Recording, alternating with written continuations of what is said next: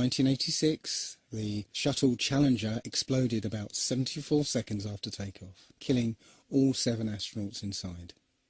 Or did it? It turns out that 6 of the 7 are still alive and kicking today. Ellison Onizuka claims to be his identical twin brother, Claude. Yeah, I've got an identical twin brother, Claude, too. The Challenger pilot, Mickey Smith, hasn't even bothered changing his name. He's now Professor Michael J. Smith of University of Wisconsin. Now, Krista McAuliffe was a bit of a sneaky one. She was the Challenger payload specialist, quite famous for being a teacher. It turns out during her astronaut days she was using her middle name, Krista, and now she goes by her first name, Sharon, and she's a Syracuse law professor. The Challenger commander, Francis Richard Scobie, is now Dick Scobie, which sounds like a rather unpleasant disease, CEO of Cows in Trees Limited. Judith Resnick, the Challenger mission specialist, again hasn't even bothered changing her name. She's a professor at Yale Law. And finally, Ronald McNair, another Challenger mission specialist, claims to be his identical twin brother, Carl McNair. What are the odds?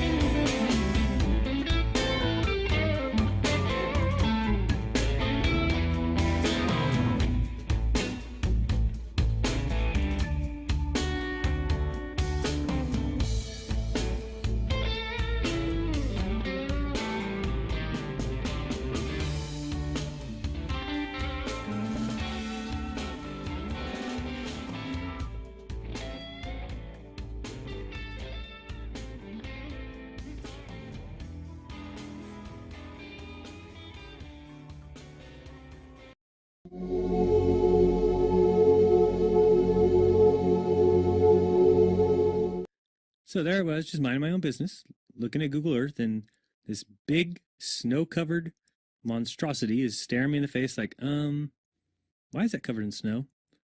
I look into Ireland and some other areas around it, Iceland. Ireland gets snow only once a year, 1 day a year. So I keep digging a little bit deeper, and I finally get underneath this cloud cover here, and a few images pop up. And I say, oh, images, what are they? Well, this is what you got, which I'm sure that looks familiar to you, right? Looks just like the pictures they give us of Mars. So I'm just kind of creeping around here and definitely noticing the same kind of undulation changes and same kind of rock, same kind of dirt. Only thing that's missing is that nice little red tint that they pay somebody $150,000 a year to put on there. But those mountains, those rocks, definitely exactly like we see on Mars. So I say, I wonder what they're doing out here. What is all this equipment for? I'm sure it can't be NASA, right? Whose orange Hummer is this? Okay, that looks like a NASA symbol.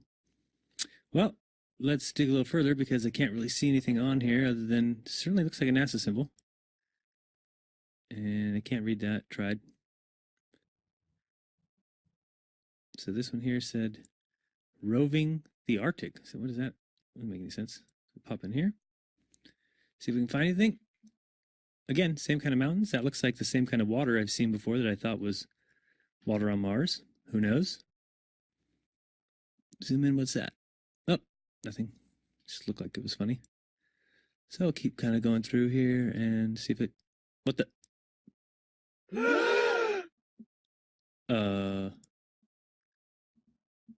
Yeah. So, I think I found out where Mars is, guys. It's just about 1,000 miles north of me. Not quite the distance that NASA says, but I can't find anybody who's in charge of this. They must be hiding behind these rocks. Oh, no, there they are out in front of everybody, just standing there. Lovely.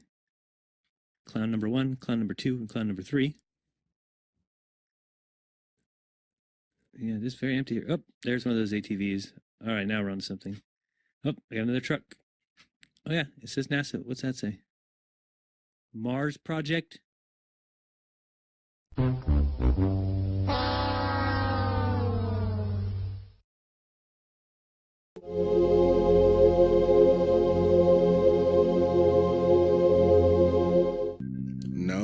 not one picture of the Earth. Imagine that. Thousands of satellites supposedly orbiting the Earth. Why can't we get thousands of pictures? One shot with the whole Earth in it. We should have a channel on cable that shows the Earth rotating 24 hours a day, every day. Nope. Let's listen to NASA's very own Robert Simmons talk about how we get our fake pictures of Earth. Last week, scientists at NASA released this. The shot is compiled from data from NASA's VEERS instrument, which orbits the Earth about every 100 minutes, taking measurements of light coming off the planet. That can be translated into ribbons of imagery like this, and then into one of these. And this is just the latest in NASA's Earth from Space album, which may be one of the most mind-expanding collections of images in human history. Then in 2002, Blue Marble 2.0, NASA's Rob Simmons made this. Simmons' job is... It's primarily taking data and making pictures out of it. That's what this is, a composite of data sets from several different instruments translated into a picture. So we actually had to take clouds out. They stashed the clouds for later, went onto the ocean. That came from an instrument that measures phytoplankton in the sea. Where it was low, I colored it dark blue because they're low mostly in mid-oceans. And then where it was a little bit higher, it was like a little bit brighter green. Then add the clouds back in. There's a small problem with it because there's a very slight gap in between each orbit. So some of those are painted on. It is photoshopped, but it's has to be. Then there was another layer to sort of simulate the atmosphere. And then there's this little bright spot. It's called the specular highlight. So it's the reflection of sunlight off of water. Those are the pieces, but you can't just slap them all together. It just didn't look realistic. It looks kind of flat, or the clouds are sort of too see-through. So I just hit Command Z a lot. There's artistry to creating the world. What I imagine it to be. Unfortunately, I'm not an astronaut. I've never been to space. But I've looked at these images over and over again, trying to sort of get the essence of it. It is photoshopped, but it's has to be. It is photoshopped, but it's has to be. It is photoshopped, but it's has to be. It is photoshopped, but it's It has to be.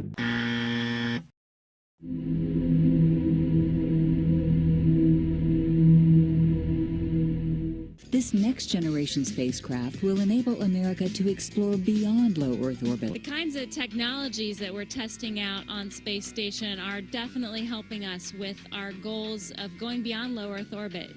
Early in the next decade, a set of crewed flights will test and prove the systems required for exploration beyond low Earth orbit. The plan that NASA has is to build a rocket called SLS, which is a heavy lift rocket. It's something that is much bigger than what we have today, and it will be able to launch the Orion capsule with humans on board, as well as landers or other components to destinations beyond Earth orbit. Right now, we only can fly in Earth orbit. That's the farthest that we can go, and this new system that we're building is going to allow us to go beyond and hopefully take humans into the solar system to explore. So the moon, Mars, asteroids, there's a lot of destinations that we could go to, and we're building these building block components in order to allow us to do that eventually. We are headed 3,600 miles above Earth, 15 times higher from the planet than the International Space Station. As we get further away from Earth, we'll pass through the Van Allen belts, an area of dangerous radiation. Radiation like this could harm the guidance systems, onboard computers, or other electronics on Orion. Naturally, we have to pass through this danger zone twice, once up and once back. But Orion has protection. Shielding will be put to the test as the vehicle cuts through the waves of radiation. Sensors aboard will record radiation levels for scientists to study. We must solve these challenges before we send people through this region of space. We must solve these challenges before we send people through this region of space. We must solve these challenges before we send people through this region of space.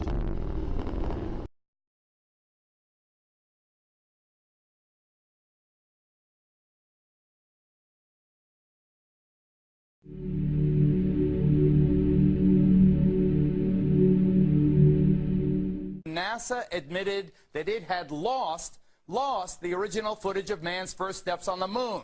YouTube and watch A Funny Thing Happened on the Way to the Moon. It contains newly discovered evidence, which is part of the missing tapes, of outtakes from the first mission to the moon, of them falsifying a shot of being halfway to the moon. We found never before seen footage of them faking part of the photography, which is in A Funny Thing Happened on the Way to the Moon, which has been licensed 5 times and can only now be viewed on YouTube. Here they discuss the fact that they have turned out the lights and have blocked out sunlight from entering the spacecraft through the other windows, as to not cause any reflected light to fall onto the spacecraft's wall in the foreground. Okay, very good. Well, we shut out the sun coming in some of the other windows into the spacecraft, so it's looking through the number 1 window, and there isn't any reflected light. The reason this was done is so that the truth of the matter would not be revealed. It is this. Though the federal government would have you believe that this is a view of Earth from a distance out of the spacecraft's window as it nears the moon, it is not.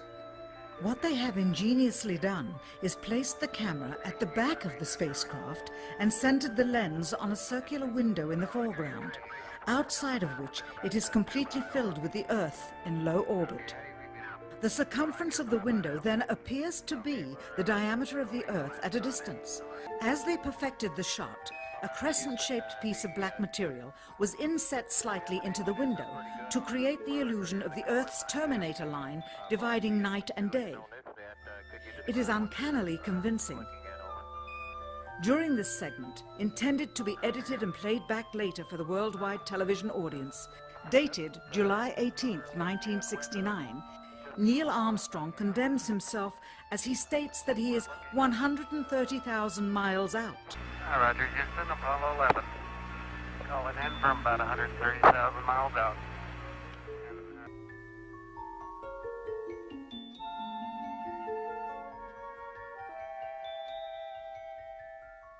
Finally, the iris is opened up and you can see the real location of the camera and the very bright and near Earth out the window.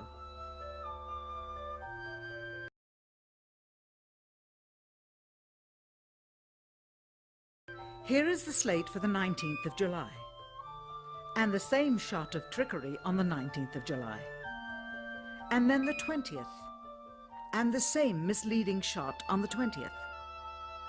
Later that evening, they were said to be walking on the moon. How can this be when they were in Earth orbit only 9 hours earlier, and the moon is some 3 days' journey away? So I took a year and I traveled across the country, and folks, I've actually posted it on YouTube. It's called Did We Go? And the challenges, Geraldo, everywhere I went, it was just amazing. Moon rocks falling in Antarctica, Neil Armstrong's silence. But I was the first to report, and you played the clip earlier tonight, that all the science data, the telemetry data was missing.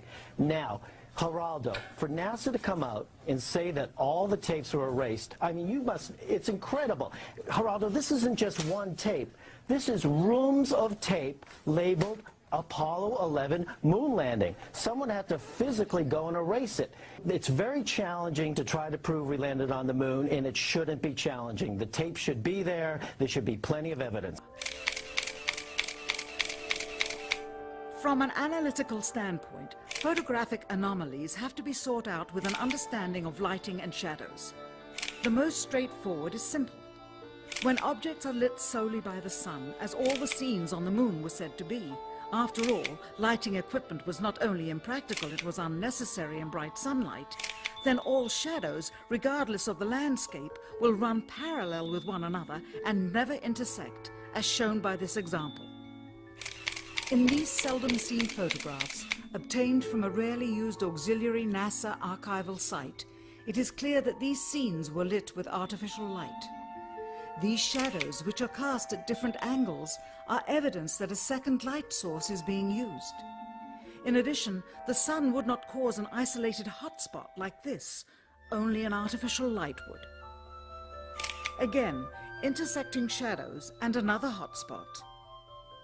And again. And again. It is simply impossible for this picture to have been taken with sunlight on the moon. Here, the shadows are shown to be as black as pitch. And yet here, completely in a shadow, the astronaut is lit up like a Christmas tree. How can this be? Or this, on the shadow side of the lunar module.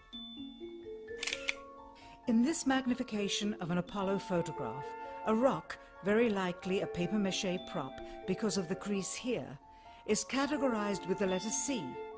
In later releases of the same picture, the letter is gone, probably airbrushed out.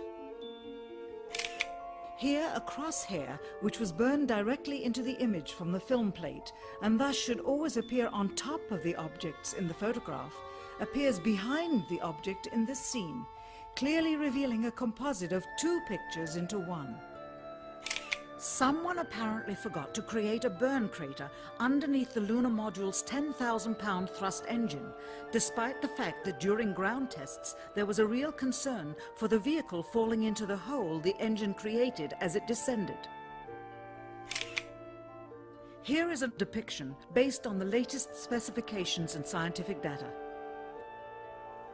In these enlargements, it looks as though the lunar module was simply placed there. Not even one speck of moon dust on the landing pod. As a result, all subsequent flights had to have the same discrepancy, which was explained away by the effect of no atmosphere. And what about stars? On the moon, with no atmosphere, they must have been quite a sight to behold. Yet there is seldom any mention of them, if ever, by any of the astronauts on any of the missions. Undoubtedly, creating a mural with all the constellations properly placed in the sky would have been virtually impossible to create accurately, much less realistically. A competent amateur astronomer would have been able to call attention to the slightest error in measurement. The answer? Not to talk about the stars, ever.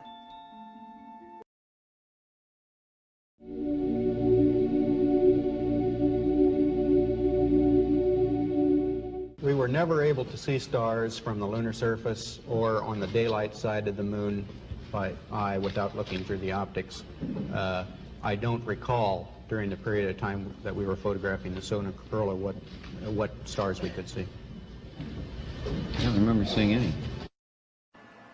The sky is deep black when viewed from the moon, as it is when viewed from cislunar space, the space between the Earth and the moon.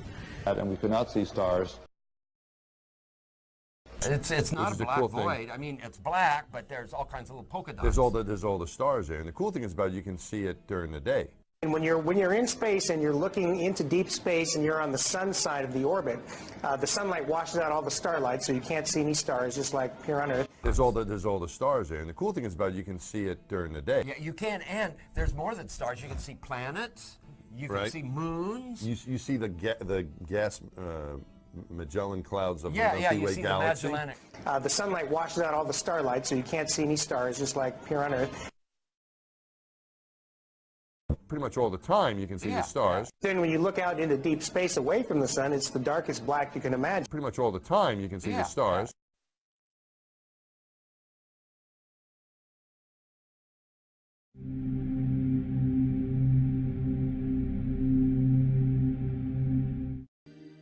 You would think there are rules on the International Space Station. For example, be careful with water next to electric devices.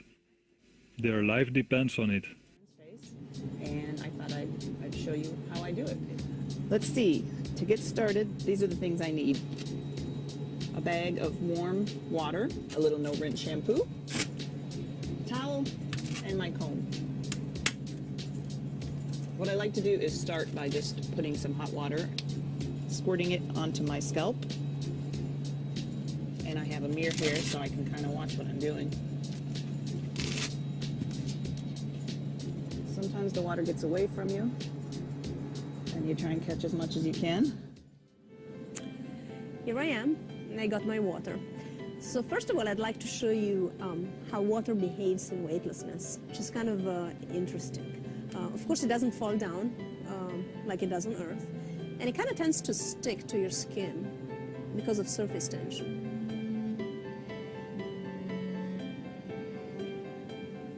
I don't know if you can see it. See, it doesn't really want to move away from your hand, just because of that surface tension effect. We have power bricks. You see all these things, this blue bricks for power supply. Just because it's a little bit difficult to control. So water is also very dangerous on the space station because we have a lot of electricity. So we need to be very careful not to spill it.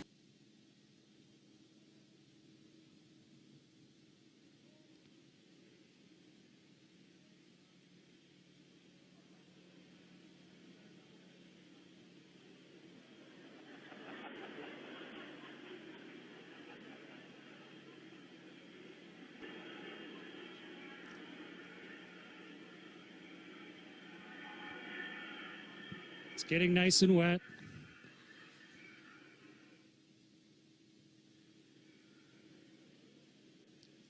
I want to make sure for the experiment that it's really soaking wet. Water is also very dangerous on the space station because we have a lot of electricity. So we need to be very careful not to spill it.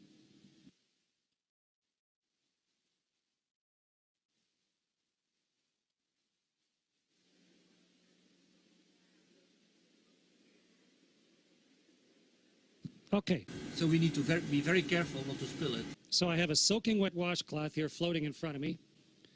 Oh, there's one ball of water floating around. I'll put it on the washcloth. Okay. So we need to be very careful not to spill it. So here's a soaking wet washcloth. Get the microphone so you can hear me while I'm talking. And now let's start wringing it out. Right. It's really wet.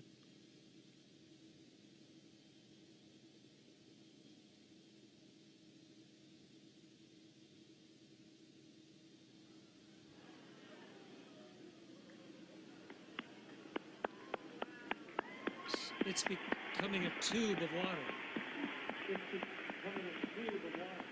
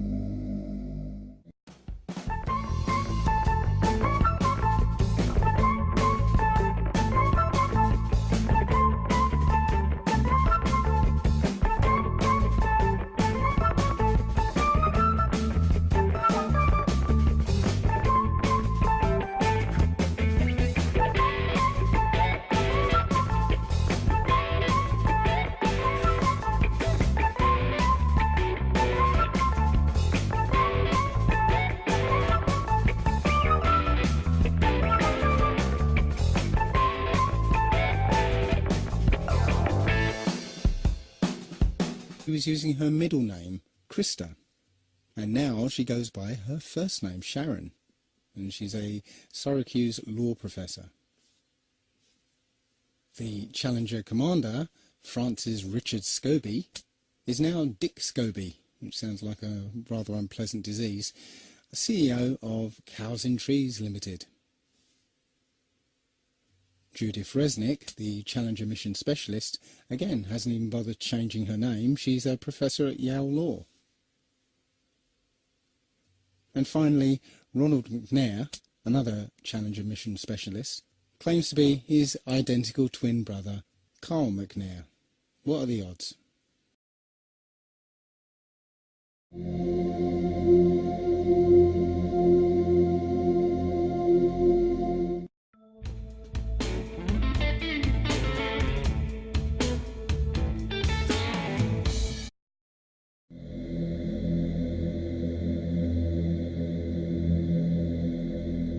In 1986, the shuttle Challenger exploded about 74 seconds after takeoff, killing all 7 astronauts inside. Or did it? It turns out that 6 of the 7 are still alive and kicking today. Ellison Onizuka claims to be his identical twin brother, Claude. Yeah, I've got an identical twin brother, Claude, too. The Challenger pilot, Mickey Smith, hasn't even bothered changing his name. He's now Professor Michael J. Smith of University of Wisconsin. Now, Krista McAuliffe was a bit of a sneaky one. She was the Challenger payload specialist, quite famous for being a teacher. It turns out during her astronaut days